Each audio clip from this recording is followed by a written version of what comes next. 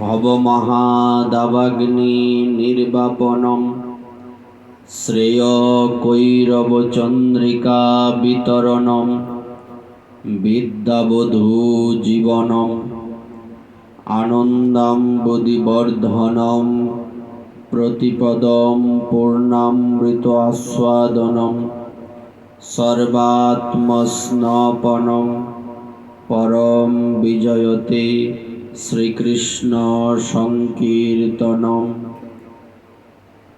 কলিপাবন অবতার পরমেশ্বর ভগবান শ্রীকৃষ্ণ চৈতন্য মহাপ্রভুর মুখনিসৃত শ্রী শ্রী শিক্ষাষ্টকের প্রথম অষ্টকের প্রথম শ্লোকের যে হরিনাম সম্বন্ধে বিশেষণগুলো দেওয়া হয়েছে তার মধ্যে আমরা অগ্রসর হচ্ছিলাম প্রতিপদম পূর্ণামৃত আস্বাদনম এই বিষয় সম্বন্ধে। প্রতি পদে পদে পূর্ণামৃত আস্বাদন হয় যে হরিনাম, সেই হরে কৃষ্ণ মহামন্ত্রের কৃপায় হরে কৃষ্ণাদি নাম সংকীর্তনের প্রতিপদে পূর্ণামৃতের আস্বাদন হয়ে থাকে। প্রতিপদে তো বটেই, নামের প্রতিটি অক্ষরেও পূর্ণামৃতের আস্বাদন নিহিত রয়েছে। মহাপ্রভু জগন্নাথ নামটি উচ্চারণ করতে পারছেন না। যজ গগ যজ গগ গদ গদ বচন, অর্থাৎ বলবার তাৎপর্য নামের যে মহিমা, নামের যে আস্বাদন, নামের মধ্যে যে অমৃত রয়েছে, এটা তারাই অনুভব করতে পারেন যারা সদা সর্বদা নামকে হৃদয়ে ধারণ করেছেন। আমরা গতদিন এই পর্যন্ত বিশেষভাবে এই সম্বন্ধে আলোচনা করার চেষ্টা করেছি যে নাম ভগবানের থেকে অভিন্ন এবং নাম ভগবানের থেকে বড়। এই নামের প্রভাবেই ভগবানকে পাওয়া যেতে পারে। বলা হয়ে থাকে যে প্রথমে হচ্ছে গুরু কৃপা। শ্রী গুরু কৃপা হলে তারপর হৃদয়ে ভক্তি জাগ্রত হয়। ভক্তি জাগ্রত হলে নামে শ্রদ্ধা আসে। নামের শ্রদ্ধা আসলে সেই নামের প্রতি যখন অত্যধিক আসক্তি চলে আসে, নাম ইচ্ছে করলেও ছাড়া যায় না।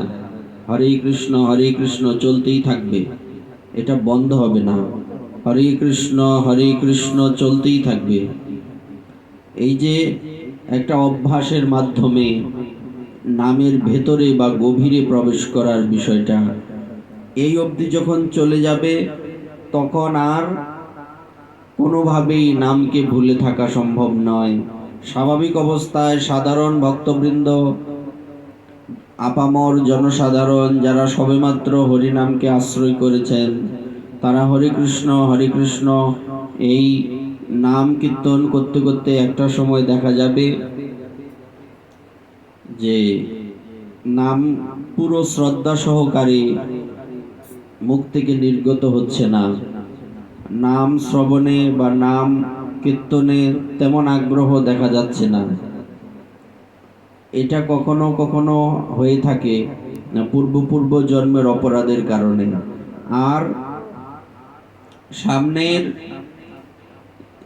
আরো যদি একটু এগিয়ে যাই, সামনে যারা ভক্তরা হরিনাম করতে করতে হরে কৃষ্ণ এই কীর্তন করতে করতে একটা সময় নাম ছেড়ে দিলেও নাম তাকে ছাড়বে না, এই রকম পরিস্থিতির উদয় হয়। আর আরো উন্নত স্তরে যখন কেউ চলে যান, তখন ভগবানের নাম উচ্চারণ করতেই পারেন না। মুখে রা রা রা নাম আকি ঝরে অবিরাম। মহাপ্রভু যখন রাধা রাধা উচ্চারণ করবেন, রা উচ্চারণ করছেন, ধার বলতে পারছেন না। অটোমেটিক্যালি ওনার কণ্ঠ রুদ্ধ হয়ে যাচ্ছে। উনি রা বলতেই প্রেমে অচৈতন্য হয়ে যাচ্ছেন, রা বলতেই উনি হারিয়ে যাচ্ছেন। আর ধা কখন বলবেন। তো এই জন্য এখানে জগন্নাথকে কি বলছেন, জ জ গ গ এরকম বলছেন, জগন্নাথ নাম উচ্চারণ করতে পাচ্ছেন না। এটা হচ্ছে উন্নততর অবস্থা। তখন নামে এত ডুবে গেছেন, নামের প্রতি এত মোহিত হয়ে গেছেন, তখন সেই মোহ এত দূর পর্যন্ত চলে গেছে যে তখন ভগবানের নামটা পর্যন্ত উচ্চারণ করা হয়ে উঠছে না। এখানে পূর্ণামৃত বলতে সবিশেষ ভগবত সানন্দ বা প্রেমানন্দের কথাই জানতে হবে। প্রেম স্বয়ং পূর্ণামৃত এবং পূর্ণামৃত স্বরূপ। ভগবত রসানন্দ আস্বাদনের কারণ। এ বিশ্বে যেমন অমৃত অপেক্ষা সাধুবস্তু আর কিছুই নেই, তদ্রূপ আধ্যাত্মিক রাজ্যে প্রেম অপেক্ষা বা প্রেম যে ভগবত স্বানন্দ আস্বাদন করায় তা অপেক্ষা অধিক সাধু আর কিছুই নেই। জ্ঞানাদির সাধ্য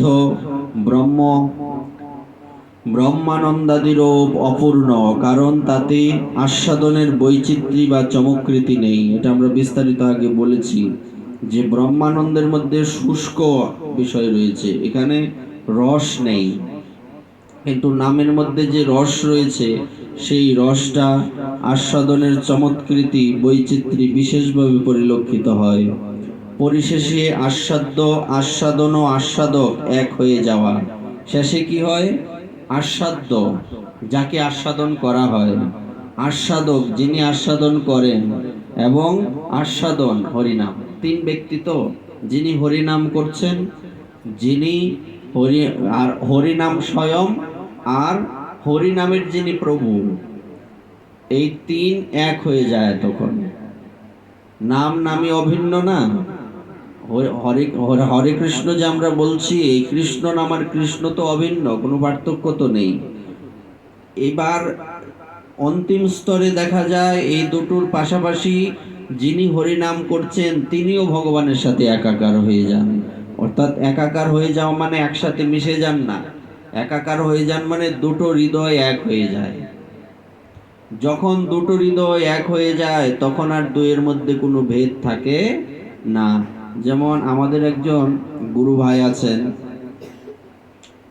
উনি বাবা বলছিলেন যে সে আমাকে এতটাই ভালোবাসে যে আমি মনে মনে যা চিন্তা করি সে ওইটা বুঝে ওইটাই রন্ধন করতে পারে। বিষয়টা দেখুন, দুটো হৃদয় এক হয়ে গেছে, বিষয়টা সামান্য নয়। কিন্তু বাবা নিজের মুখে একদিন বলেছেন, আমাদের একজন গুরু ভাই আছেন, উনি বৃন্দাবনে থাকেন। উনি বাবা মনে মনে হয়তো ভাবছেন আজকে যদি এটা রন্ধন হতো, কিংবা ওনার একটা মনে হচ্ছে যে অমুক দ্রব্যটা যদি রন্ধন হতো, তখন ওটাই রান্না হয়ে গেছে। অর্থাৎ সেবক কত প্রকারের হয় বলছে, এক হচ্ছে উত্তম সেবক, মধ্যম সেবক, আর হচ্ছে কনিষ্ঠ সেবক। অধম সেবক হয় না, অধম শব্দটা এখানে যায় না, কনিষ্ঠ। অধম মানে কি, শব্দটা নিকৃষ্টতম শব্দ, এই জন্য অধম বলা হয় না। কি বলা হয়? নিজেকে লোক অধম বলবে, কিন্তু আমরা যখন বর্ণনা করব তখন বলবো কনিষ্ঠ। তো কনিষ্ঠ সেবক কি? তার শ্রদ্ধা নেই, এই জোর করে তাকে করানো হয়, এটা করো ওটা করো, করতে ইচ্ছে নেই, সে হচ্ছে কনিষ্ঠ। করে কিন্তু শ্রদ্ধা সহকারে নয়। আর মধ্যম সেবক হচ্ছে যে আর অনেক সময় সে করেও না, কনিষ্ঠ সেবক। আর মধ্যম সেবক কি করেন না, মধ্যম সেবক হচ্ছেন উনি বললে করেন, শ্রদ্ধা কিছু আছে, শ্রদ্ধা নেই না, শ্রদ্ধা আছে, বললে করেন, না বললে করেন না। কিন্তু যিনি উত্তম সেবক ওনাকে বলতে হয় না, উনি মন বুঝে সেবা করতে পারেন, কখন কি প্রয়োজন। যখন সেবার প্রয়োজন তখন সেবা, যখন কীর্তনের প্রয়োজন তখন কীর্তন। অর্থাৎ উত্তম সেবক হচ্ছেন তিনি, যিনি মনে মনে সেব্য কি চিন্তা করছেন, উনার কি দরকার এটা উনি বুঝতে পারেন। তাহলে একাকার হয়ে গেল কিনা? তেমনি হরিনাম স্বয়ং ভগবান এবং যিনি হরিনাম করেন, একটা সময় ওনাদের তিনেই এক হয়ে যায়। হৃদয়টা এক হয়ে যায়। এক হয়ে যায় মানে ওই যে ব্রহ্মের সাথে লীন হয়ে যায় এরকম নয়, এটা আমাদের জন্য নিষিদ্ধ। কেন? যদি ব্রহ্মের সাথে কেউ লীন হয়ে যায় তখন কি সে আনন্দ আস্বাদন করতে পারে? বিষয়টা কি রকম? কোনো লবণের পুতুলকে যদি সমুদ্রের জলে ডুবিয়ে দেওয়া যায় তখন কি সে লবণ খেতে পারে? লবণ দিয়ে তৈরি একটা পুতুল, তাকে লবণের সমুদ্রে ডুবিয়ে দেওয়া হলো, সে কি লবণ খেতে পারে? আর সে নিজেই লবণময়। তেমনি আমি যদি ভগবানের সাথে মিশে একাকার হয়ে যাই তখন কি আমি ভগবানের সেবা সুখ আস্বাদন করতে পারবো? আমি তো এক হয়ে গেলাম, তো সেবার সুখটা কোথা থেকে আসবে? আলাদা থাকলে না সেবার সুখ আসবে। তো আমাদের গৌরীয়, শুধু গৌরীয় নয়, বৈষ্ণব মাত্রেই যারা সবিশেষ আরাধনা করেন ভগবানের, সেই ভক্ত মাত্রেই ওনাদের লক্ষ্য কি থাকে? না আমরা এক হয়ে যাব না কিংবা স্বরূপ প্রাপ্ত করব না, আমরা শুধু সেবা করব। তো সেবা হচ্ছে পৃথিবীর শ্রেষ্ঠতম প্রাপ্তি। প্রেমের উদয়ে যখন নাম কীর্তন চলতে থাকে তখন নাম কীর্তন শ্রবণ স্মরণে প্রতিপদে পদেই কৃষ্ণ স্ফূর্তি হতে থাকে। সখীরে যদি নয়ন মুদে থাকি অন্তরে গোবিন্দ দেখি, নয়ন বেলিয়া দেখি শ্যাম। চোখ বুঝেও তাকে বলতে পারি না। আচ্ছা, চোখ বুঝলে না তার ধ্যান হতে পারে, চোখ খুলে দেখি তো না। চোখ খুলে পাতার দিকে তাকালেও তাকে দেখি, লতার দিকে তাকালেও তাকে দেখি, যেদিকে তাকাই সখীরে যেদিকে ফিরাই আঁখি সেদিকেই গোবিন্দ দেখি। বলবার অর্থ হচ্ছে তখন এটা কি হয়ে যায়? অ্যাডজাস্ট হয়ে যায়।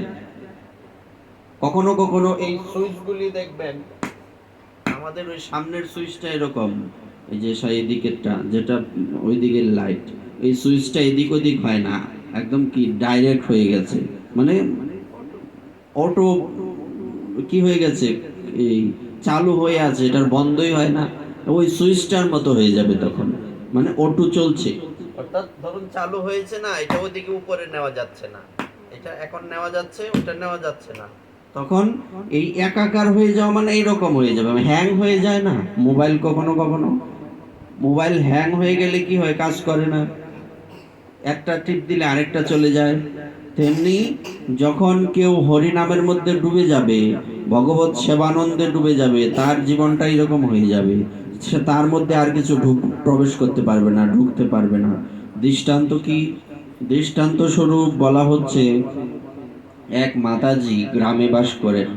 ইনি প্রতিদিন গোবর দিয়ে কিছু, এই যে এরকম মুটটা কই আমরা, এরকম এখন হয় না, তো এখন দরকারও নাই, গ্যাস ইন্ডাকশন অমুক তমুক, তো এইরকম দিয়ে রেখেছেন। তো পাশাপাশি অনেক গ্রামের মধ্যে একই ক্ষেতের মধ্যে বিশাল বড় জমি পতি সবাই দিয়ে রেখেছে। তো কোনটা কার তৈরি বলা যায় কি? তো এক মাতাজি কি করেছেন, ওই মাতাজির যে ওই লাকড়িগুলি, ওই গোবরগুলি নিয়ে গেছেন। তো উনি এবার ওনার সাথে কথা কাটাকাটি, আবার জিনিসটা তুমি নেবে কেন? বলছে এটা তোমার কি করে বুঝলে, সব তো দেখতে একাকার, এটা আমার। তখন এই কথাটা মোটামুটি এক দুইজন ব্যক্তির কান পর্যন্ত গড়িয়েছে, যারা সমাজের নেতৃস্থানীয় ব্যক্তি। ইনারা বললেন ঝামেলা করে লাভ নেই, তুমি কি প্রমাণ দিতে পারবে যে এইগুলি তোমার? বলছে দিতে পারবো। বলছে কি করে দিতে পারবে? বলছে আমি যে গোবরগুলি দিয়েছি, এটা কানের মধ্যে ধরলে এর থেকে হরিনাম শব্দ সাউন্ড বেরোবে, কারণ আমি যখন ওই গোবরগুলি দিয়েছিলাম তখন হরিনাম করেছিলাম, তো যেই কথা সেই কাজ, গোবরগুলি কানে ধরা হচ্ছে, হরে কৃষ্ণ শব্দ হচ্ছে। সিদ্ধ বাবার জীবনীতে আছে, ইনি এক সময় দেখা গেল মানুষের যন্ত্রণায়, অত্যাচারে এবং চতুর্দিকে তো শব্দ, অনর্থক শব্দ, উনি একটা পরিত্যক্ত বাথরুমের মধ্যে ভজন করতেন। চিন্তা করুন তো, পরিত্যক্ত মানে আগে ব্যবহার হতো এখন হয় না, এরকম একটা বাথরুমের মধ্যে গিয়ে উনি ভজন করতেন। এবং উনি যখন প্রাপ্ত হয়েছেন, দেহত্যাগ করেছেন, তখন দেখা গেল সবাই তো ওনার ওই পরিত্যক্ত বাথরুমটাকে প্রণাম করতে যেতেন। কোনোদিন শুনেছেন লোকে বাথরুমে প্রণাম করে? তো কেন করছে? বলছে সাধুর সাথে যা যুক্ত আছে, ভগবানের সাথে যা যুক্ত আছে তাকেই মানুষ প্রণাম করবে। তো দেখা গেল একজন গিয়েছেন, তো ওটার ভিতরে সাউন্ড, ইট কাঠ পাথর সব হরে কৃষ্ণ শব্দ উচ্চারণ করছে।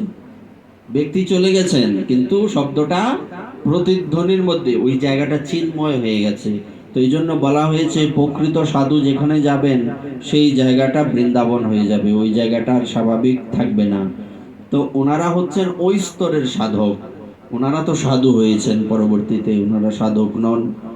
তো এই হচ্ছে প্রেমের আস্বাদন। তখন নাম নামি এবং নাম সব কি হয়ে যায়, নাম নামি এবং যিনি নাম করছেন, নামি মানে ভগবান, নাম মানে ভগবানের নাম, আর যিনি নাম করছেন, এই তিনজনই একাকার হয়ে যায়।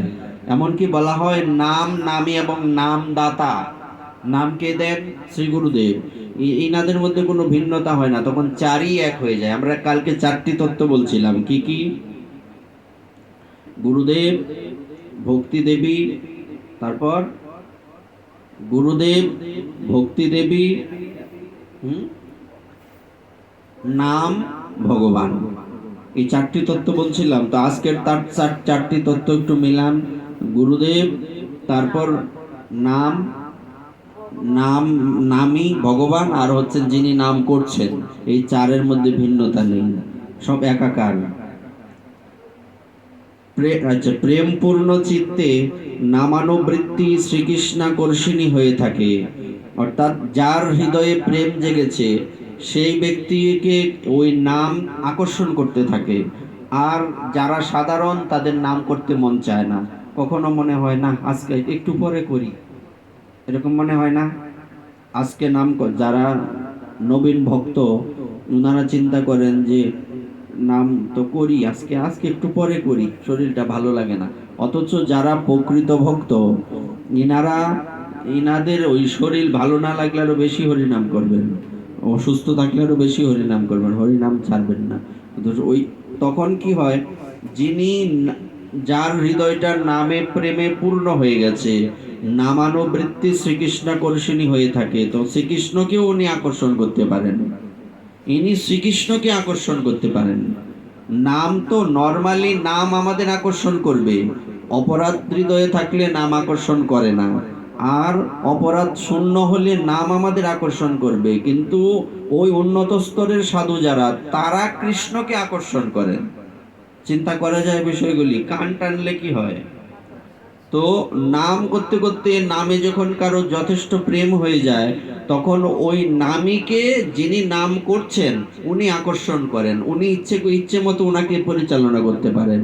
যেমনি করে ভূত সাধনা হয় না, ভূতকে পরিচালনা করে যে কবিরাজ টবিরাজ তান্ত্রিক আদি, ওই রকম ভগবানকে উনি পরিচালনা করতে পারেন। এই হচ্ছে সাধুর বৈশিষ্ট্য, এটা বিশিষ্ট সাধুর বৈশিষ্ট্য। এতে প্রেমের সান্দ্রানন্দ বিশেষাত্মা ও যার ফলে সাক্ষাৎ ভগবত দর্শন ঘটে থাকে। এতে প্রেমের সান্দ্রানন্দ বিশেষাত্মা ও শ্রীকৃষ্ণাকর্ষিণী দুটি গুণের কথা বলা হয়েছে।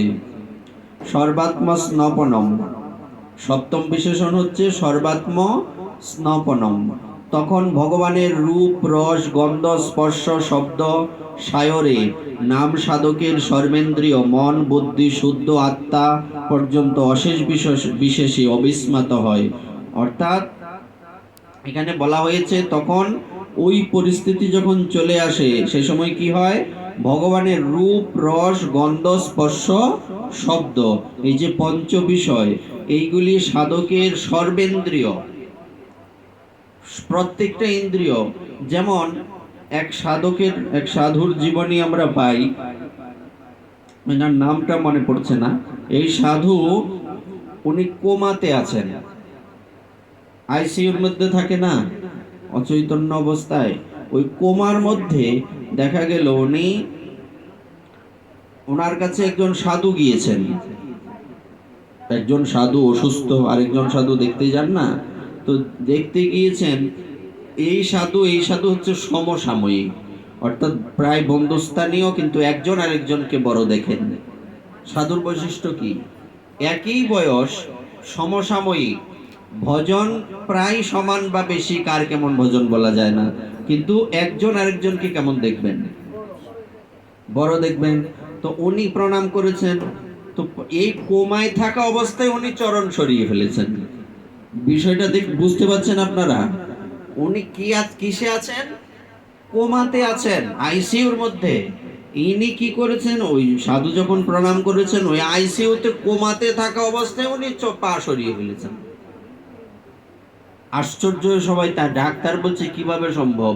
বলছে এই হচ্ছে তার ওই সাধু, উনি দেহটা ওনার কোমাতে আছে, কিন্তু ওনার আত্মা তো কোমাতে নেই, ওনার মন তো কোমাতে নেই, হৃদয়টা তো সাধুর চরণে আছে। বিষয়টা একবার চিন্তা করুন, এটা কি কখনো সাধারণ মানুষের দ্বারা সম্ভব? সম্ভব নয়। এই কথাটা এখানেই বলা হয়েছে। তখন সর্বেন্দ্রিয় নামময় হয়ে যায়। সর্বেন্দ্রিয় মন, বুদ্ধি ও শুদ্ধ আত্মা অশেষ বিশেষে অবিস্নাত হয়ে থাকে। জিহ্বায় আহার্য বস্তুর সেবনে যেমন সর্বেন্দ্রিয়ের ও মন বুদ্ধি প্রবৃত্তির পরিপুষ্টি সাধিত হয়, তদ্রূপ নাম কীর্তন দ্বারা সর্বেন্দ্রিয়ই আনন্দ রসে আপ্লুত হয়ে থাকে। জিহ্বার মধ্যে আহার দিলে, আচ্ছা আমাদের শরীরটা তো অনেক বড়, খাবারটা কি আমরা শরীরের প্রত্যেকটা অঙ্গে অঙ্গে দেই? চোখে, কানে, নাকে আলাদা আলাদা দেই কি? কোথায় দেই? মুখে। জিহ্বার মধ্যে দিলে পুরো শরীরটা কি হয়ে যায়? সেই পুষ্টি লাভ করে। খাবার দেই মুখে, কিন্তু এটা যখন উদরে যায় তখন সারা শরীরটা কি হয়ে যায়?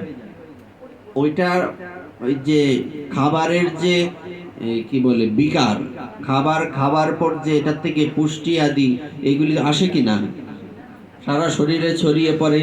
তেমনি যখন কেউ নাম সংকীর্তন করতে থাকেন তখন নাম কোথায় করছেন? মুখে, জিহ্বা দিয়ে নাম করছেন, কিন্তু এই নামটা কোন পর্যন্ত কিভাবে চলে যায়? তখন সারা শরীর রোমাঞ্চিত হয়। মুখে নাম করছি, শরীর কাঁপছে কেন? মুখে নাম করছি, এই শরীর দুলছে কেন? হয় এরকম। তো সারা শরীরটাই তখন কি হয়ে যায়? নামময় হয়ে যায়। আমরা নামাবলী গায়ে দেই কিনা, এটার মাহাত্ম্য কি? যদিও নামাবলী গায়ে নয়, মাথায় দিতে হয়।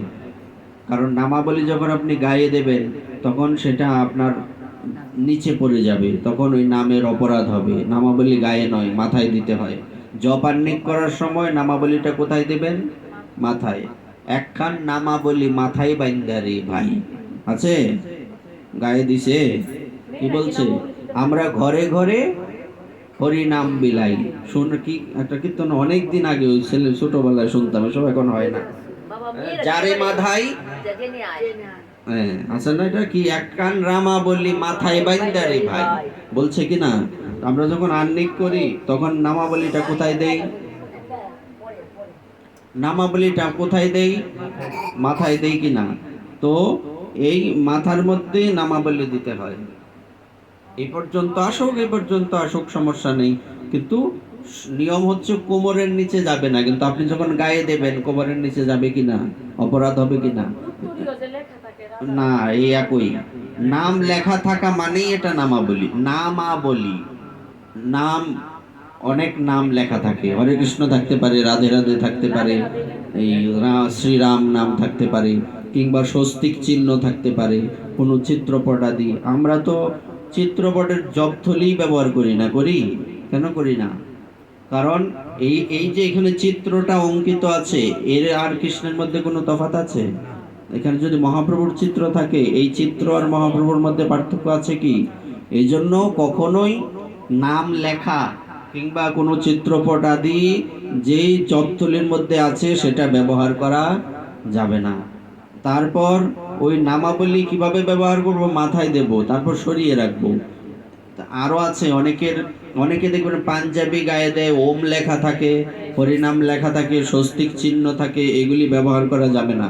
ফতুয়া পাঞ্জাবি সব ব্যবহার চলবে না। শাড়িতে থাকে, চিত্র থাকে, এই স্বস্তিক চিহ্ন, এগুলি লক্ষ্য রেখে পড়বেন, কারণ এইগুলি তো এই ছেলে খেলার বস্তু নয়। নাম কি? নাম হচ্ছে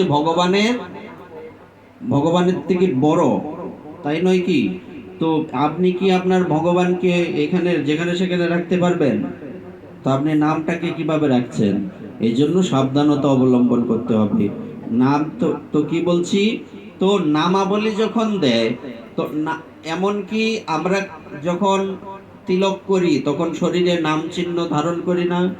সে রাধা লেখে, কেউ কেউ যে নিতাই লেখে, কেউ গৌর লেখে, লেখে কি না? কেউ কৃষ্ণ লেখে, তো বুকে কিংবা হস্তে ধারণ করি নাম চিহ্নাদি, এরকম লেখা হয়। তো যখন কোনো সাধু, উনি যখন উন্নত স্তরে চলে যাবেন, তখন ওনার সারা শরীরটাই নামময় হয়ে যাবে। এক সাধুর জীবনীতে দেখা যায়, উনি যে উত্তরীয়টা ব্যবহার করতেন, উত্তরীয়টা একজন সাধু সাবধানতার, গুরুদেবের বা সাধুর উত্তরীয়, প্রসাদী উত্তরীয়, ওইটা আপনি রেখে দেবেন না সুন্দরভাবে, কখনো কখনো প্রণাম করবেন। ধরুন আমার গুরুদেবের ব্যবহৃত কোনো দ্রব্য যদি আমার কাছে থাকে, এটা আমি সাবধানে রেখে দেব। তো উত্তরীয়টা রেখে দিয়েছেন, কিন্তু দেখা গেল ট্রাঙ্ক যখন খুলেছেন, উত্তরীয়ের মধ্যে হরিনাম ভেসে উঠেছে, উত্তরীয়টাই নামময় হয়ে গেছে। বিষয়টা দেখুন। সিদ্ধ বাবার জীবনীতে আছে, সিদ্ধ বাবা যেই স্থানে বসে ভজন করতেন, ওই বৃক্ষটার মধ্যে হরিনাম লেখা হয়ে গেছে, অটোমেটিক হয়ে গেছে। কিভাবে হয়? বলছে এটাই নামের বিশেষ কৃপা। এই কথাটা এখানে বলা হয়েছে। তখন মন, বুদ্ধি, আত্মা সব নামময় হয়ে যায়। তারপর আচ্ছা, আহার্য বস্তুর কথা বললাম। আচ্ছা, এখানে বলছে জিহ্বায় নামোচ্চারণে বাগেন্দ্রীয় আনন্দ রসে নিমজ্জিত হয়, কর্ণে শ্রবণ মাত্রেই নাম রসে কর্ণেন্দ্রিয় মগ্ন হয়, সঙ্গে সঙ্গে নামরস মনে উদিত হওয়ায় মন, বুদ্ধি, আত্মা নামানন্দ রসের পাথারে ডুবে যায়, সমুদ্রে ডুবে যায়, নাম সমুদ্রের। আবার আস্বাদনের সঙ্গে সঙ্গে বিপুল তৃষ্ণা বা পিপাসা উদিত হয়ে অধিকতর আস্বাদনের লালসা বিবর্ধিত করতে থাকে। যখন আপনি হরিনাম করবেন, যদি হরিনাম করতে করতে হৃদয় ভরে যায় বা হৃদয় পরিপূর্ণ হয়ে যায়, তাহলে বুঝতে পারবেন যে আপনার নামে রুচি নেই। এই সংসারে খাবার খেলে কি হয়? খিদে কমে না বাড়ে? খিদে কমে, কিন্তু ভক্তিপথে যত খাবেন তত খিদে বাড়বে। যদি দেখেন নাম করতে করতে নাম, আমার জপ সংখ্যা শেষ হয়ে গেলে মনে হচ্ছে তো শেষই, কোন সময় শেষ হবে, আপনার নামে রুচি নেই।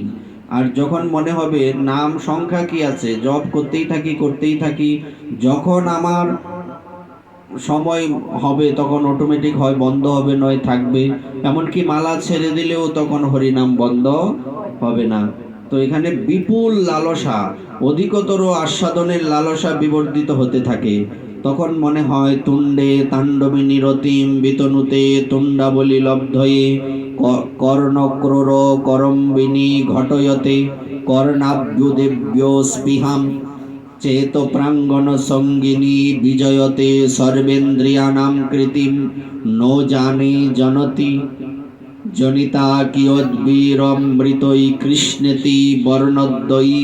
বিদগ্ধ মাধবে লিখিত আছে, অর্থাৎ যা জিহ্বায় উচ্চারিত হয়ে বহু জিহ্বা লাভের নিমিত্ত বাসনা জাগায়। জিহ্বা যখন হরিনাম করবে, হরিনামে যখন আপনার রুচি আসবে, তখন মনে হবে জিহ্বা যদি আরো কয়েকটা হতো তো আরো বেশি বেশি হরিনাম করতে পারতাম। যেমন এই প্রার্থনা কে করেছিলেন? এই প্রার্থনা করেছিলেন পৃথু মহারাজ। ভাগবতে দেখবেন পৃথু মহারাজ। পৃথু মহারাজ ভগবানের কাছে বলেছিলেন, ভগবান বললেন কি চাও? বলছে আমাকে সহস্র কর্ণ দিন, আমার 10,000 কান হোক। 10,000 কান মানে সারা শরীর ভর্তি কান? বলছে না, এরকম নয়, আমার এই 2 কানে তোমার কথা শুনে আমার আস্বাদন হয় না, আরো বেশি বেশি আমার এই 2 কানের মধ্যে 10,000 কানের পাওয়ার দেয়া দেও। তেমনি আপনি যখন হরিনাম করবেন, হরিনামে যখন আমরা রুচি চলে আসবে, তখন আপনার অটোমেটিক্যালি এটা মনে হবে না শরীর অসুস্থ, শরীর কাল, থাক একটু পরে কালকে করবার নেই, এরকম ভাবনা তখন আসবে না। শরীর কাইল থাকুক আর যাই থাকুক, তখন এসব মনে থাকবে না। আচ্ছা, কোনো ব্যবসায়ী যখন ব্যবসার মধ্যে বিশেষ রূপে ডুবে যায়, তখন ওই ব্যক্তির খাবারের কথা মনে থাকে কি? হ্যাঁ, কয়টার খাবার কয়টায় খায়? তোমরা তো রান্না করে তাদের খাওয়াও, বলো। এটার মানে কি? দুপুরবেলা ইচ্ছে থাকলেও, খিদে থাকলেও আসতে পারে, খিদের কথা মনে থাকে কি? কেন? টঙ্কা টঙ্কায়তে, টকটকায়তে। অর্থাৎ অর্থের প্রতি আসক্তি। তেমনি আপনার শরীর খারাপ থাকুক, পেটে খিদে থাকুক, আপনার হরি নামে যখন ওই রকম রুচি বা রতি চলে আসবে, তখন আপনার কি হবে না, আপনার কখনোই কি মনে হবে না, নাম ছাড়তে মনে হবে না। এর থেকে ভালো দৃষ্টান্ত পৃথিবীতে হয় না। কখনো কখনো কোনো ব্যবসায়ীকে এরকম বলা হয় যে, আচ্ছা, এই যে আপনি সময় মতো সেবা করেন না, তো কিভাবে কি সম্ভব? বলছে আমার মরার সময় নাই। কিসের সময় নাই? এই রকম স্তরে হরি নামে যেতে হবে। কিন্তু আমাদের দুর্ভাগ্য, যেখানে যাওয়ার কথা সেদিকে যায় না, আমরা বিষয়ের মধ্যে মন এভাবে ধাবিত হয়। তো এখানে বলছে যা জিহ্বায় উচ্চারিত হয়ে বহু জিহ্বা লাভের বাসনা জাগায়। বোঝা যায় কথাগুলি? না বুঝলে বলবেন। কর্ণে অঙ্কুরিতা হয়ে, অর্থাৎ ঈষৎ স্পর্শ মাত্রেই অর্বুদ সংখ্যক কর্ণ লাভের নিমিত্ত ইচ্ছা উৎপাদন করে। বলছি আমরা মনে হয় যে আমার আরো হাজার হাজার লক্ষ লক্ষ কান হোক। যা চিত্ত প্রাঙ্গণের সঙ্গিনী হয়ে সর্বেন্দ্রীয় ব্যাপারকে স্থিমিত করে দেয়। জানি না ক্রি এবং স্ন এই অক্ষরদ্বয় কত প্রভূত অমৃত দ্বারা রচিত হয়েছে। এই শব্দ দুটি যে কতটুকু অমৃত দ্বারা রচিত হয়েছে এটা আমরা জানি না। কি কি কহব নামের মাধুরী, কেমন অমিয়া দিয়া কে জানি গরিল ইহা, কৃষ্ণ এই দুয়াকর করি। কি বলছে? কি কহবর নামের মাধুরী, নামের মহিমা বা নামের যে মাধুর্য, নামের যে প্রেম, এটা কি বলবো? এটা মুখে বলা সম্ভব? ধরুন আপনি মিষ্টি খেয়েছেন, আমি খাইনি, তো এইবার আপনাকে আমি বললাম মিষ্টির স্বাদ কি, আপনি বলে আমাকে বোঝাতে পারবেন কি? আমি বুঝবো তো? আপনি বোঝাতে চাইছেন কিন্তু আমাকে আমি বুঝতে পারবো না। এটা বোঝা কি করে সম্ভব? যখন আমি খাবো। তেমনি এই কেউ বললো এসব কথা অনেকের মাথার উপর দিয়ে চলে যাবে, এসব কি কথা হচ্ছে। কৃষ্ণ, আমরাও তো কৃষ্ণ নাম উচ্চারণ করি, কই কখনো তো মনে হয় না 1000 জিহ্বা হোক, কখনো তো শ্রবণ করলে মনে হয় না 10,000 কান হোক, কখনো তো এইসব হয় না। এবং তখন আমার হৃদয়টা তো উৎফুল্লিত হয় না। আচ্ছা, কিছু মনে করবেন না, কথাটা বলছি। স্বামী স্ত্রীর প্রতি যে আকর্ষণ থাকে, এই আকর্ষণ ভগবানের প্রতি আমাদের আছে কি? কিভাবে হবে? কারণ আমি তো আমার স্বামীকে আমার মনে করি, স্ত্রীকে আমার মনে করি, যদিও এটা আমার নয়, এটা দৈহিক সম্বন্ধ। তো ভগবানের বেলায় এরকম হয় না কেন? যখন ভগবানকে আপনি আপনার মনে করবেন, আপনার হৃদয়টা উৎফুল্লিত হবে কিনা, হৃদয়ের হার্টবিট বেড়ে যায় কিনা, তখন তখন ওই রকম হৃদয়টা তখন তার হয়ে যাবে, ওই চিন্তনটা আসবে। আগে এই ভাবনাটা হৃদয়ের মধ্যে আসতে হবে। তাই বলছে চিত্ত প্রাঙ্গণের সঙ্গিনী হয়ে সর্বেন্দ্রীয় ব্যাপারকে স্থিমিত করে দেয়। এমনও হয় হরিনাম করতে করতে করতে করতে করতে করতে শরীরটা ছেড়ে দেবে। আপনি বসে আছেন, শরীর স্তব্ধ, তবদা লাগে জায়গা না? স্তব্ধ মানে কি? তবদার কি? হ্যাঁ, এরকম স্তব্ধ হয়ে গেল হরিনাম করতে করতে। আপনি কোথায় বসে আছেন না দাঁড়িয়ে আছেন না হাঁটছেন, তখন এগুলি মনে থাকবে না। আপনার দেহটা অবশ হয়ে যাবে। কিসে অবশ? প্রেমে, নামের প্রেমে অবশ হয়ে যাবে। এজন্য বলছে জানি না এই ক্রি এবং স্ন এই অক্ষরদ্বয়ের মধ্যে কত প্রভূত অমৃত দ্বারা রচিত এই অক্ষরদ্বয়। আমরা কেউ জানি কি? বলছে জানি না। কেন? এটা বলেও শেষ করা যাবে না। অনাদিকাল থেকে এই সংসার মরু কান্তারে, মরু কান্তার মানে, মরু মানে কি? মরুভূমি। সংসারটা কিসের মতো? মরুভূমি। কেন বলছে? মরুভূমিতে জল পাওয়া যায় কি? মরুভূমিতে আপনি 1 ঘন্টা থাকেন, প্রাণটা মরার জন্য, বের হওয়ার জন্য অপেক্ষা করবে। মরুভূমিতে গিয়ে থাকেন 1 ঘন্টা, এত রৌদ্র, এত রৌদ্র এবং এত গরম, টেম্পারেচার 50, 55, 60, 70, যারা ওইদিকে থাকে চিন্তা করা যায়। 30 হলে আমরা 3টা 4টে ফ্যান চালায় থাকতে পারি না, এসি রুমে কষ্ট হয়, এসি রুমেও ঘামে অনেকে।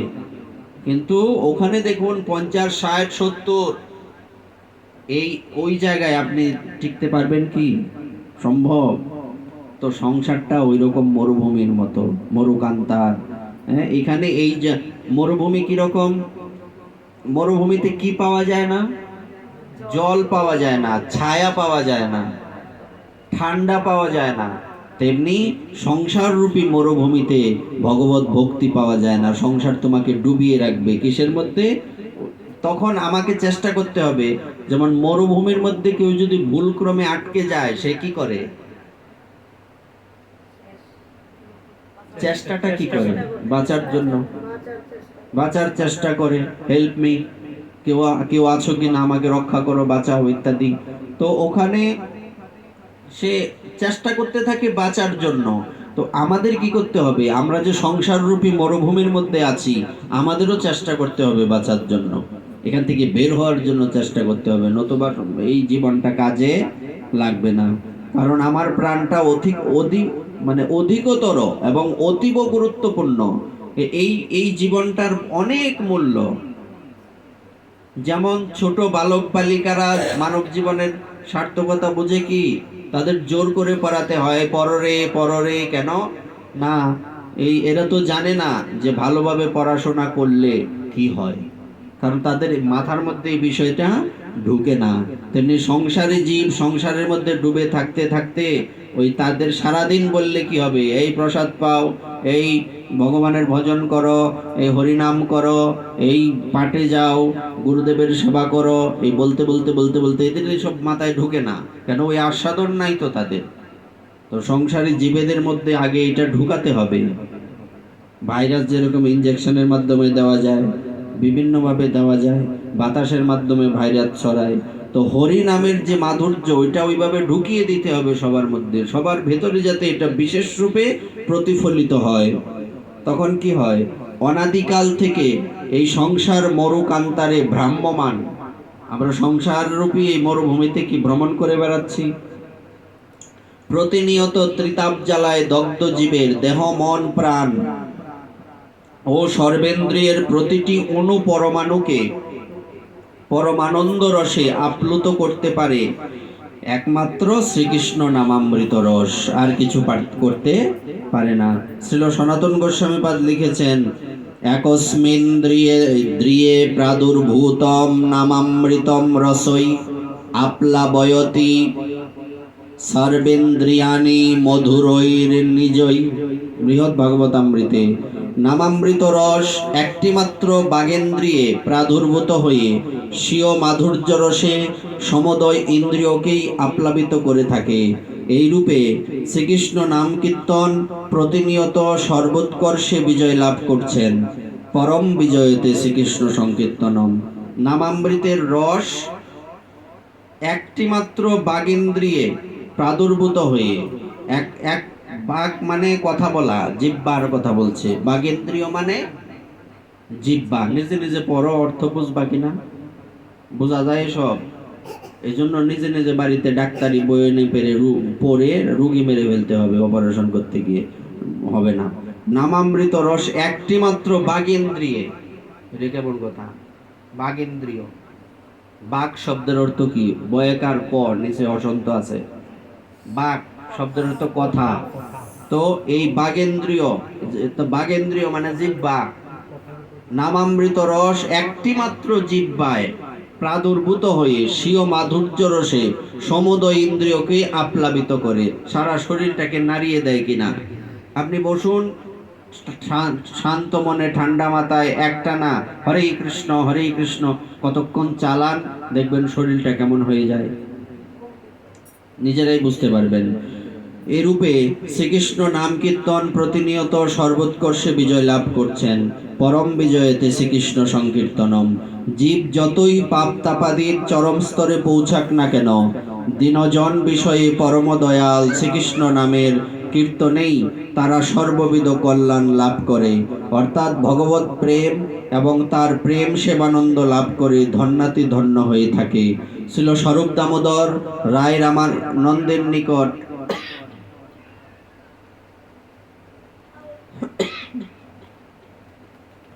স্বরূপ দামোদর রায় রামানন্দের নিকট নাম নামকারী বহুদা নিজ সর্বশক্তি স্তোত্রার্পিতা নিয়মিত স্মরণেন কালহ।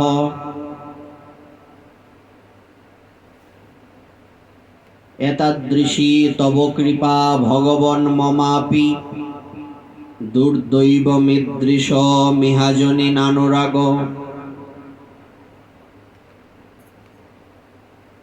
তো এখানে কি বলছে, স্বরূপ দামোদর এবং রায় রামানন্দের নিকট মহাপ্রভু কি শুনতেন? রায়ের নাটক গীতি, স্বরূপের গান, এই দুইয়ে মিলে প্রভুর রাখয়ে পরাণ। রায়, রামানন্দ রায় উনি কি করতেন? নাটক গীতি কীর্তন করতেন। আর স্বরূপ দামোদরের রায়ের নাটক আর স্বরূপের গান কীর্তন, এই দুটো মিলে প্রভুর প্রাণ রক্ষা করত। তো এখানে এই কথাটাই বলছে, প্রেম সেবানন্দ লাভ করে ধন্যার্থী ধন্য হয়ে থাকে। ছিল স্বরূপ দামোদর ও রায় রামানন্দের নিকটে মহাপ্রভু এই সমস্ত শ্লোকটির সংক্ষিপ্ত ব্যাখ্যা মাধুরী স্বয়ং আস্বাদন করে আমাদের নিমিত্ত অবশেষে রেখেছেন মহাপ্রভু। সংকীর্তন হইতে পাপ সংসার নাশন, চিত্তশুদ্ধি সর্বভক্তি সাধন উদ্গম, কৃষ্ণ প্রেমোদ্গম প্রেমামৃত আস্বাদন, কৃষ্ণ প্রাপ্তি সেবামৃত সমুদ্রে মজ্জন। এখানে কি বলছে? এখানে বলছে সংকীর্তন হতে কি কি হয়, হরিনামের মাধ্যমে কি কি হয়? পাপ সংসার নাশন, পাপরূপী এই সংসার থেকে কি হয়? মুক্তি হয়, সংসার যন্ত্রণা নাশ করে, চিত্ত শুদ্ধি হয়, সর্বভক্তি সাধন উদ্গম, সমস্ত ভক্তি সাধনের ফল লাভ হয়, কৃষ্ণ প্রেমোদ্গম, কৃষ্ণ প্রেম লাভ হয়, প্রেমামৃত আস্বাদন হয়, কৃষ্ণ প্রাপ্তি হয় এবং কৃষ্ণ সেবা সমুদ্রে নিমজ্জিত হয়। তো হরিনামের মাধ্যমে কতগুলি হয় দেখুন। অর্থাৎ এক কথায় বলতে গেলে হরিনামে কি হয়? বলছে কি হয় না বলো। বলছে হরিনামে কি হয়? বলছে লিস্ট অনেক বড়। সহজে যদি বুঝতে চাও প্রশ্ন করো হরিনামে কি হয় না, বলছে এটার কোনো উত্তর নাই, হরিনামে সব হয়। আর যদি বলো কি হয়, তাহলে লিস্ট অনেক বড় হবে। তো এই জন্য এই কথাটা বলছে সব হয়, কিন্তু আমরা নামকে ওইভাবে আশ্রয় করতে পারি না। নামের প্রতি ওই রকম আমাদের ভক্তি আসে না। ওই মেশিনের মতো, যন্ত্রের মতো চলছে, হরে কৃষ্ণ হরে কৃষ্ণ। যন্ত্রের মতো চললে হবে না, আগে বুঝতে হবে আমি কি করছি, তাহলেই কি হবে? তাহলে আমরা অনুভব করতে পারবো আসলে নামের মধ্যে কি আছে। নামের মধ্যেই ভগবান রয়েছেন, নামের মধ্যেই সর্বকিছুর প্রাপ্তি রয়েছে। পৃথিবীতে এমন কিছু নেই যা নামের মধ্যে পাওয়া যায় না, নাম দ্বারা পাওয়া যায় না।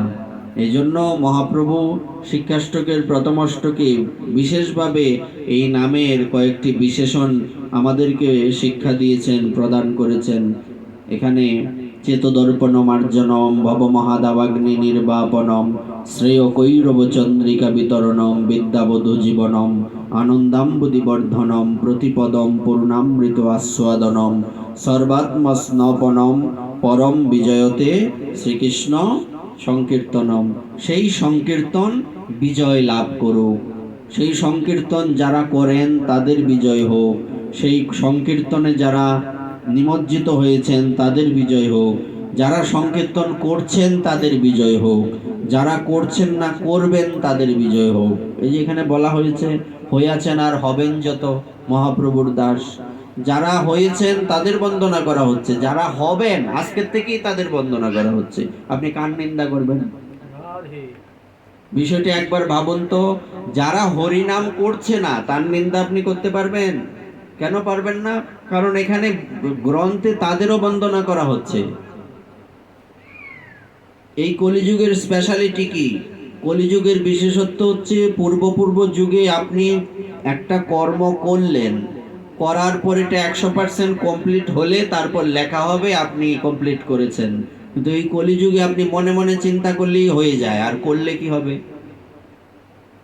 তো এই জন্য যদি কেউ বলে হরিনাম করুন, বলছে আগামীকাল থেকে করব, এই যে আজকের থেকে শুরু হয়ে গেছে। আপনি বলছেন আগামীকাল থেকে করব, করেননি, আপনার আজকের থেকে লেখা হয়ে গেছে, আপনি করেছেন। তো যারা ভগবানের ভজন করছেন তারা তো বন্দনীয়, যারা ভগবানের ভজন করছেন না মহাজন তাদের বন্দনা করছেন, হয়ে আছেন আর হবেন যত। যারা হননি হবেন, তো আপনি আমি কার নিন্দা করতে পারবো? করতে পারবেন কারো নিন্দা? তো এই যখনই মনটা চাইবে কারো নিন্দা করি, যখনই কেউ কারো নিন্দা করবে, তখন এটা মাথায় জাগাবেন, কথাটা কেমন বলছে, হইয়াছেন আর হবেন যত। এই পৃথিবীতে আজ হোক কাল হোক 10 জন্ম পরে হোক, প্রত্যেকেই ভক্ত হবেন কিনা? হতে বাধ্য কিনা? অবশ্যই হবে। আজ থেকে 20-30 বছর আগে কয়জন প্রসাদ বুঝেছিলেন এই কটিয়াদিতে? এখন কতজন? আবার 20 বছর পরে কতজন হবেন? তো যারা এখন আপনাদের পিছনে লেগে আছে আঠার মতো, কাঁঠালের আটার মতো, ছাড়ে না, কাঁঠাল ভাঙতে ইচ্ছে করে না, আঠা লাগে তো আর ছাড়েই না, তেল টেল দিলেও হয় না। তো এই আঠার মতো যারা লেগে আছে শত্রু হিসেবে, এরাও তো বৈষ্ণব হবে 10 বছর পরে, 20 বছর পরে। তখন আপনার লজ্জা হবে কিনা? মনে হবে তা আমিও তো একসময় তার নিন্দা করতাম। তো আপনি কার নিন্দা করবেন? তো এখন থেকে এইসব ছেড়ে দিতে হবে। যখন মনে হবে আমি কারো নিন্দা করি, তখনই এটা মাথার মধ্যে আসবে যে যারা সাধু, মহাপ্রভুর যারা পার্ষদ, ইনারা কি বন্দনা করে গেছেন যে হইয়াছেন আর হবেন যত। যারা হবেন তাদের বন্দনা ওনারা করে গেছেন আজ থেকে সেই 500 বছর আগে। আর আমরা এখানে কারো নিন্দা করব কিভাবে সম্ভব? বরং আমরা উল্টোটা করি, এটা তাদের তো নিন্দা করিই, আরো বেশি নিন্দা করি। যে যারা কেউ যদি ভক্ত হয়, দেখছি আগে যে কি করছে, হ্যাঁ, তাদেরও নিন্দা করতে থাকি। তো ভক্ত হওয়ার পরেও নিন্দা করি। আর বলছে যারা ভক্ত হয়নি, মালা নাই তিলক নাই, কৃষ্ণ বিরোধী, তাদেরও নিন্দা করা। নিন্দা করে বন্দনা করছে, প্রণাম করা হচ্ছে, নিন্দা করবেন কিভাবে?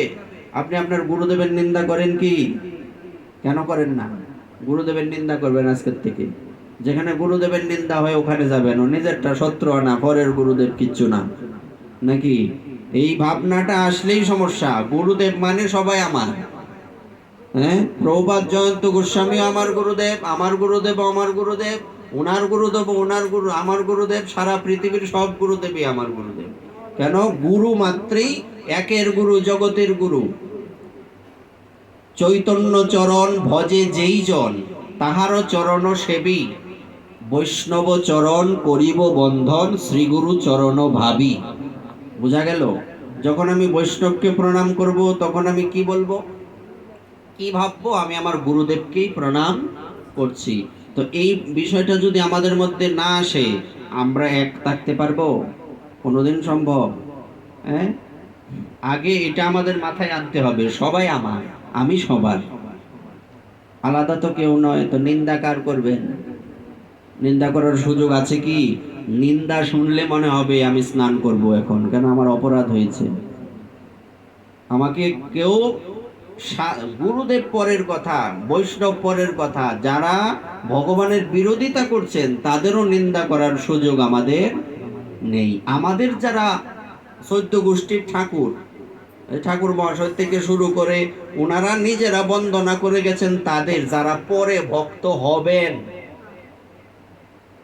তো আমি কোন ছাড়? আমি তো তাদের তুলনায় একটা খড়কুটোরও সমান না। তো আমি কেন কারো নিন্দা করব? তো এটা লোড নিতে পারবো তো? এর মাথায় যদি 1 মনের একটা বস্তা দেওয়া হয়, 1 মনের বস্তা 40 কেজি, গাড়টাই ভেঙে যাবে, গাড়টাই শেষ। তাই তো বললাম, কথাটা কেন বলছি? কারণ আমি এই অপরাধের লোড নিতে পারবো তো? নিজেকে প্রতিদিন প্রশ্ন করতে হবে। এই জন্য প্রথমেই আমাদের কি করতে হবে? আমি আমার 12 ঘন্টা সময় বা যতক্ষণ সজাগ থাকি, এই সময়টার মধ্যে আমি কি করব? এই সময়টার মধ্যে আমি আজকে কারো নিন্দা করছি কিনা, এটা আমাকে খুঁজে আগে বের করতে হবে। এটা তো খুঁজতে হবে যে আমি সারাদিনে আজকে কয়টা ভুল করলাম, কয়টা অপরাধ করলাম, এটা তো আছেই। কিন্তু প্রথমে আমাকে খুঁজতে হবে যে আমি আমার এই সারাদিনের, আমি যে চলছি এই সারাদিনের রুটিনের মধ্যে আমি একটা ব্যক্তিরও নিন্দা করেছি কিনা।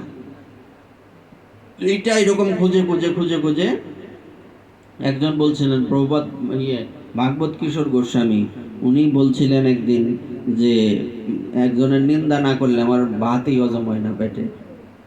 শিক্ষা দেওয়ার জন্য বলছিলেন। তো আগে এটা ছাড়তে হবে। বিশেষ করে মাতাজিদের মধ্যে এটা বেশি প্রবল, দোষ ধরা, অমুক তমুক, এই যে আরম্ভ করে কথা, বাপরে বাপ, কথার কত কথা। কিন্তু যদি বলি যে একটু গ্রন্থটা পড়ো, তখন আর মুখ দিয়া শব্দ বাইরে না। হ্যাঁ, তখন এমনি কথা কথা কথা কইতে কইতে কইতে বিরক্ত বানাইলাম। হ্যাঁ, যেমন যখনই আমরা ভগবানের কথা বলবো তখন বই বই জিমাইতেছে।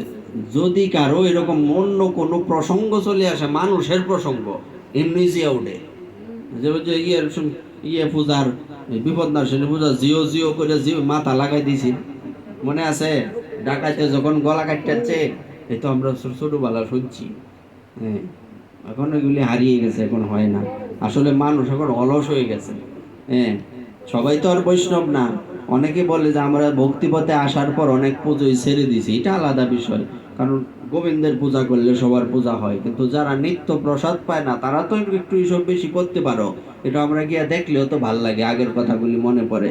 এই বিপদ নাশিনী, মঙ্গলচন্দ্রী, আমার মাকে দেখছি ওই এমন কোনো মাস বাদ নাই মঙ্গলচন্দ্রী আর বিপদ নাশিনী করছে না।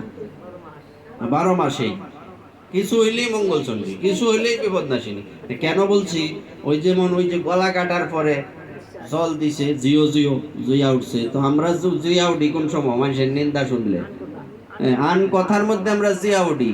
তো এই এই বিষয়গুলির থেকে আমাদের বেরিয়ে আসতে হবে। নতুবা খুব সমস্যা হবে। কারণ আগে কি করতে হবে? আপনার ওজনে আপনি কাজ করবেন। যেহেতু আপনি নিত্য ভগবানের সেবা করছেন, আপনার কারো সেবা করার অপেক্ষা নেই, কিন্তু সবাইকে সম্মান করতে হবে, সবাইকে সম্মান করতে হবে। কিন্তু কিছু কিছু নব্য বৈষ্ণব দেখবেন, তারা কি করে? তারা দেব দেবীদেরকে মনে করে মনে এরা কিছুই না, আমার তে মনে নিছে, নিজের থেকে নিচে মনে করে তাদেরকে। কত বড় সাহস! অথচ আমাদের প্রত্যেকটা অঙ্গ প্রত্যঙ্গ কারা পরিচালনা করছেন? এক একটা অঙ্গে এক একজন দেব দেবী আছেন কি নাই? তাহলে যার ভাগ্যে খাস ঠাউর চিনস না।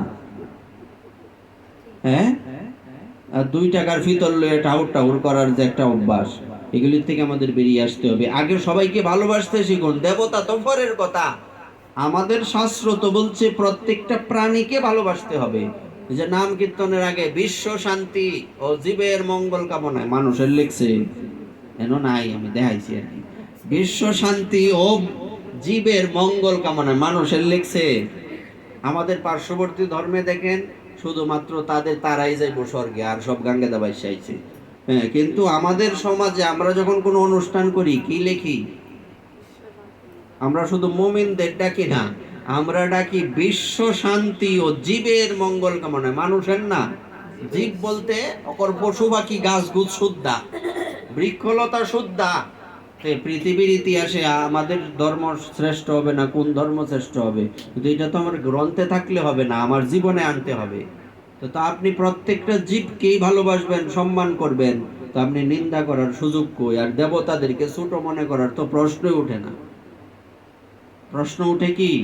এমন ভাবে বলে যে, বলছে মা দুর্গা হচ্ছেন শ্রীকৃষ্ণের দাসী। দাসী বলতে কোন দাসী বুঝাইছো তুমি? দাসী বলতে কি বোঝা যায়? তার বাড়ির কাজ চাকরানি কাজ করে তার বাড়িতে। হ্যাঁ, কখনো কখনো দেবী দুর্গা গোবিন্দের মা, কখনো কখনো বোন, কখনো কখনো উনি গোবিন্দের সেবা করে। যে সমাজেই রূপ ধারণ করার সেটা করে। তা আমি যদি নির্দিষ্টভাবে তাকে দাসীর দৃষ্টিতে দেখি, তাইলে হবে কি? মহাদেব আর ভগবান রামচন্দ্রের মধ্যে পার্থক্য কি? অর্থাৎ বলছে, মনে আছে তো, যখন সমুদ্র পার করবেন, সমুদ্র লঙ্ঘন করতে হবে না, সেতু বন্ধনের আগে ওখানে মহাদেবের পুজো করলেন না ভগবান রামচন্দ্র? তো ওই জায়গাটার নাম কি? রামেশ্বর। রামেশ্বর শব্দের অর্থ কি?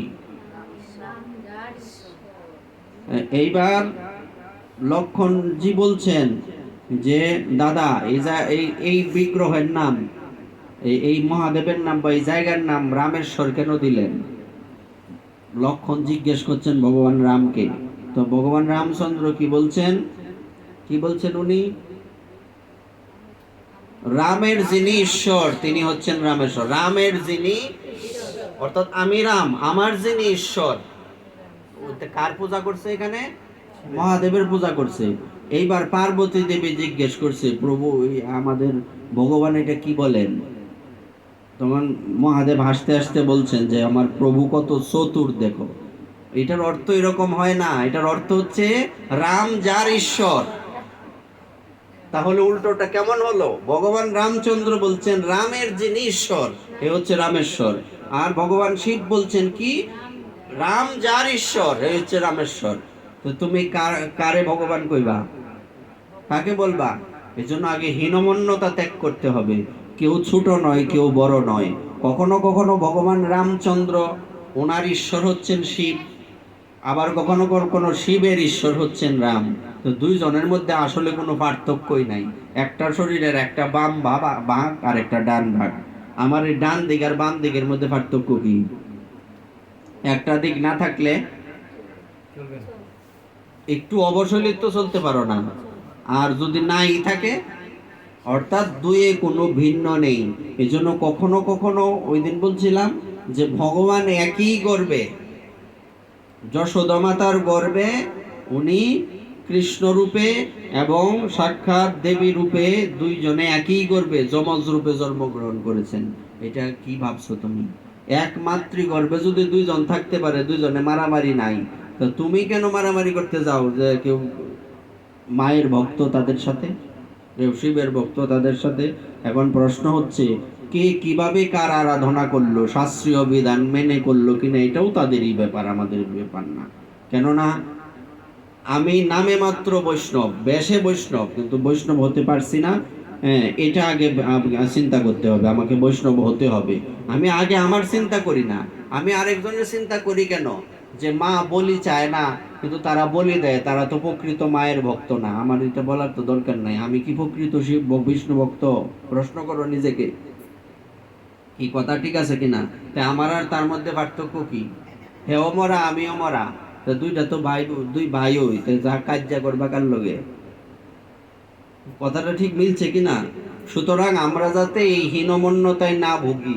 সে যেমন প্রকৃত মাতৃভক্ত না, যে বলি দিচ্ছে, তো যে বৈষ্ণব মার্গে এসে আমরা কেউ অপরাধ ভুল করি না, তাই আমরা তো প্রকৃত বিষ্ণু ভক্ত না। তাহলে দুইজন তো একই হইল, যে এলাও এই কদু, বরং সে আমার থেকে উন্নত ভজনে, এই চিন্তা করতে হবে।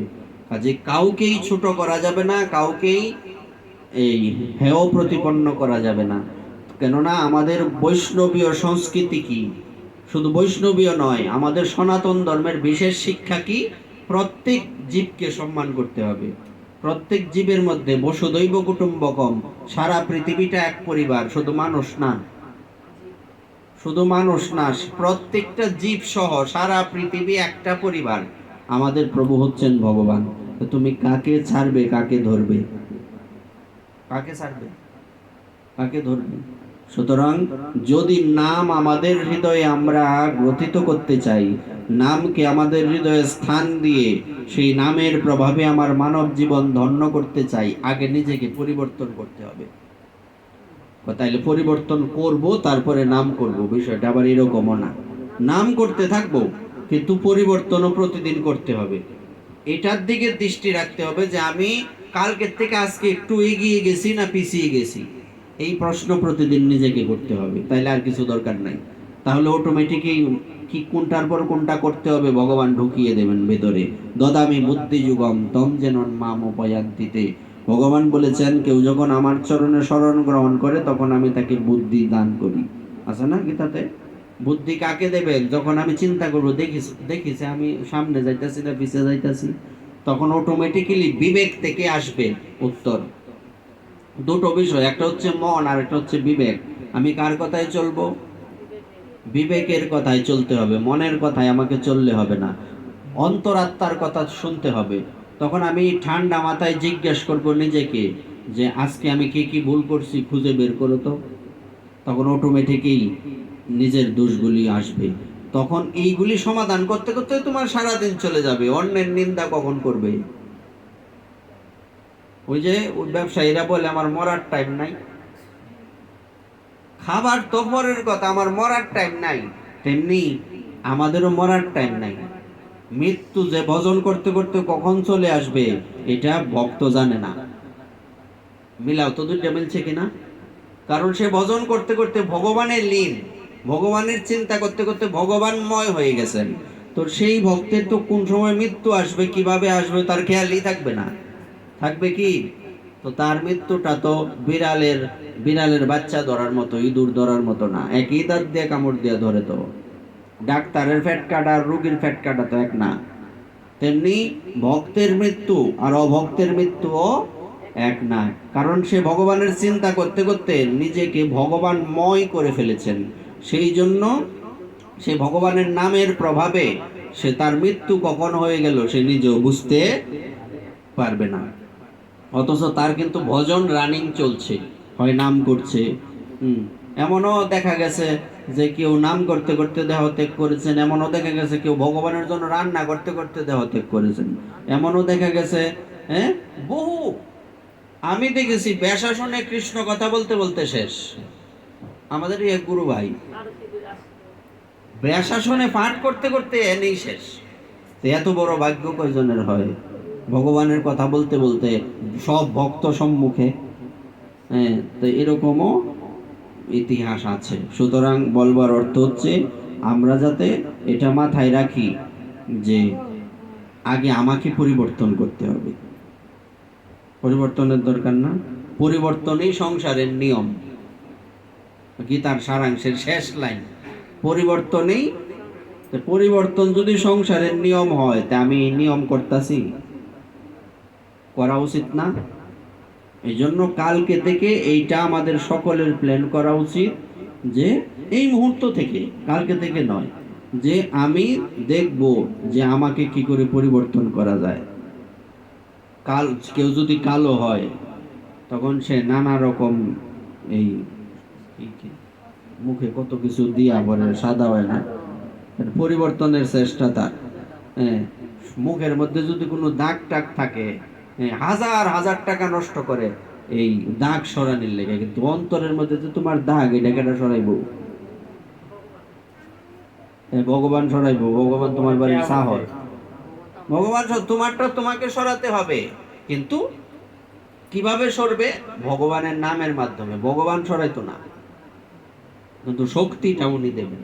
কাজটা আমাকে করতে হবে, শক্তিটা। আচ্ছা, তোমার দেহ আছে, প্রাণও আছে, শক্তি নাই, এই দেহের মূল্য আছে কি? এমনি কর্মটা তুমি করবে, কিন্তু শক্তিটা কে দেবেন? ইনি দেবেন। আমার মুখের দাগ, শরীরের দাগ দূর করার জন্য, সুন্দর হওয়ার জন্য যদি আমি এত কিছু করতে পারি, তা আমার হৃদয়ের দাগ দূর করার জন্য কিছু করি না কেন? হৃদয়টা তো সব সময় থাকবে, মনটা কিন্তু মৃত্যুর পরেও থাকবে। সূক্ষ্ম দেহটা থাকে কিনা মৃত্যুর পরে? সূক্ষ্ম দেহ, স্থূল দেহটা থাকে না, এটা নষ্ট হয়। তো যেটা নষ্ট হবে এটাকে সাজানোর জন্য এত প্রচেষ্টা। যেটা নষ্ট হবে না, যে মনটা আমার আজীবন থাকবে, ওই মনের দাগগুলিকে আমার প্রতিনিয়ত পরিষ্কার। দামি পাউডার আনবা, সার্ফ এক্সেল, বাংলাদেশে আছে না সার্ফ এক্সেল? তো এরকম মনেরও ওষুধ আছে, এটা হচ্ছে হরিনাম। মন পরিষ্কার, কিন্তু হরিনামটা কাজ করে না কেন? আচ্ছা, যে জায়গায় দাগ তুমি ওই জায়গায় না দিয়া আরেক জায়গায় যদি বসো, দাগ পরিষ্কার হবে? হ্যাঁ, তো হরিনাম আমরা করি কিন্তু সূত্র অনুযায়ী করি না। অর্থাৎ যে জায়গায় দাগ ওইটা পরিষ্কার করতে হবে নাকি? কিন্তু যে জায়গায় দাগ নাই ওইটার মধ্যে পাউডার দিলে লাভ কি? এটা তো কালাই রইল।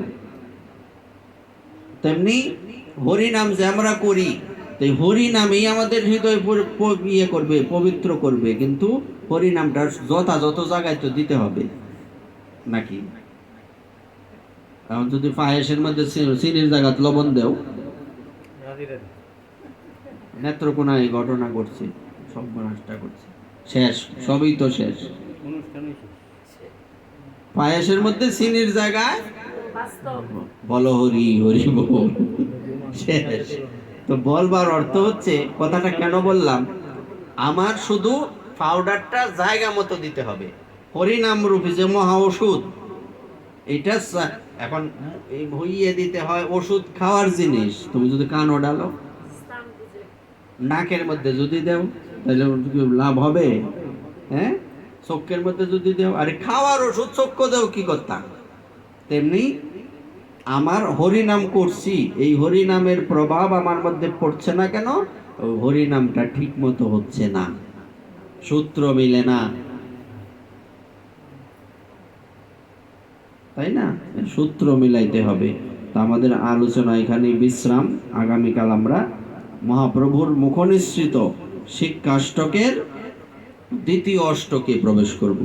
জয় জয় শ্রী রাধে নিতাই গৌর হরি বল।